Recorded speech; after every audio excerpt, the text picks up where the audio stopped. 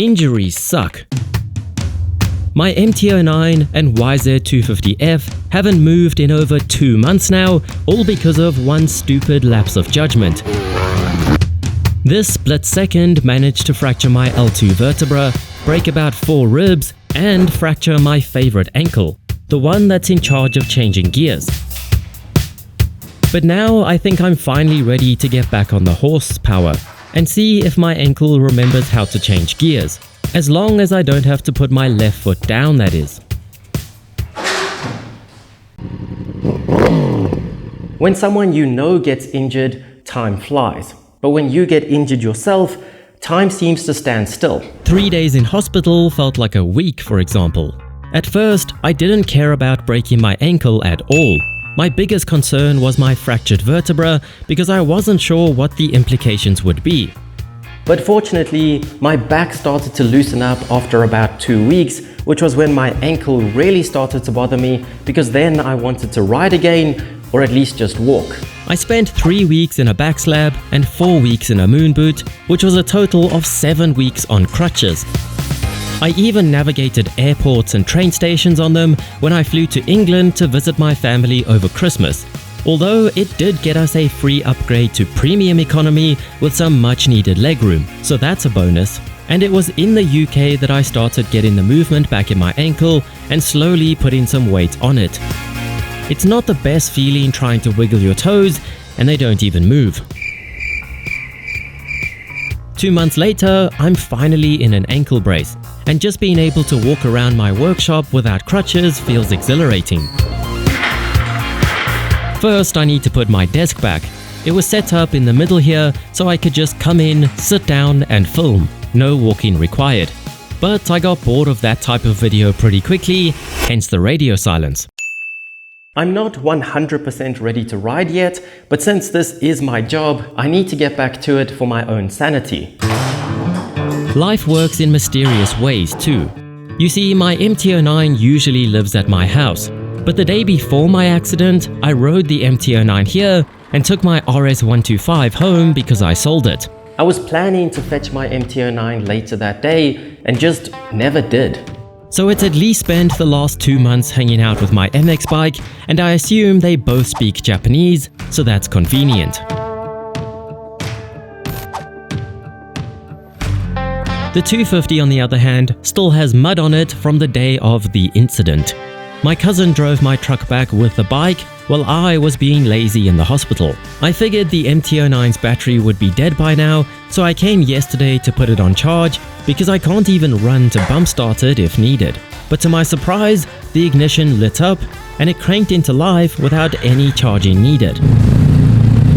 I think it's been keeping busy without me. So the only thing left to do before I attempt a ride is give these bikes a quick wash.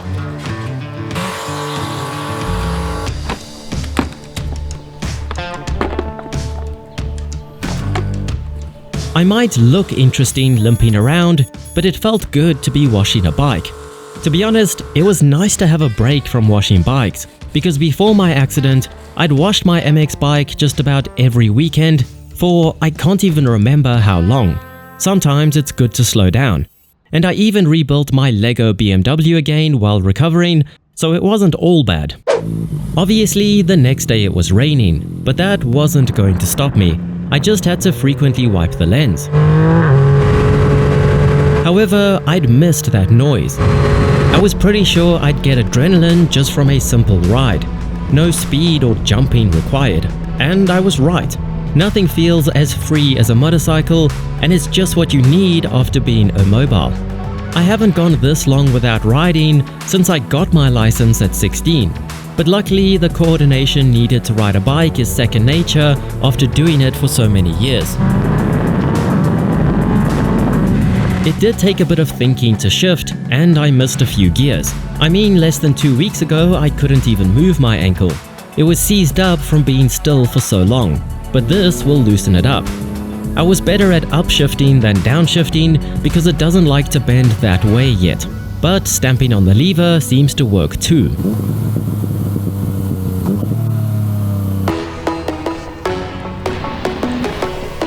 I didn't go very far. I just did my favorite short ride to grab a coffee and then stood in the pouring rain staring at my bike because I've rather missed it. And it's already filthy. But as much as I hate injuries, it always makes you appreciate things we take for granted. It was also the longest period I've gone without uploading videos. In total, I missed over a month, which is crazy. But to be honest, I love running around making videos like I'm doing today, not sitting behind a desk. But it was a good lesson for me.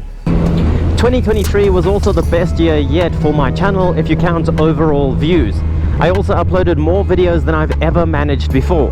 And yet, I still have no idea what direction I want to take my channel in, even after all these years. YouTube channels have to be very niche at the moment in order to succeed. And more creators are treating YouTube like a business and hiring employees, which kind of goes against why I love YouTube. I started because I wanted to learn how to make videos and because I had a passion for bikes. And I want to continue to make whatever interests me each week rather than make the same video over and over again to please the algorithm. And somewhere between those two extremes is the sweet spot. So I want to hear from you what you want to see this year. And while I'm doing this life update thing, this is my office. Last year I bought a house. Well, technically it's just a 3-bedroom apartment, but it means I have an actual office for the first time in my life. And as you can see, I don't know what to do with all that space just yet, but it makes me happy. But anyway, it's really good to be back riding and back to normal-ish. This video isn't me looking for sympathy. People get hurt way worse than I did every single day, but I did want to make an update. And making videos is kind of like my therapy. But I'll see you on the next ride.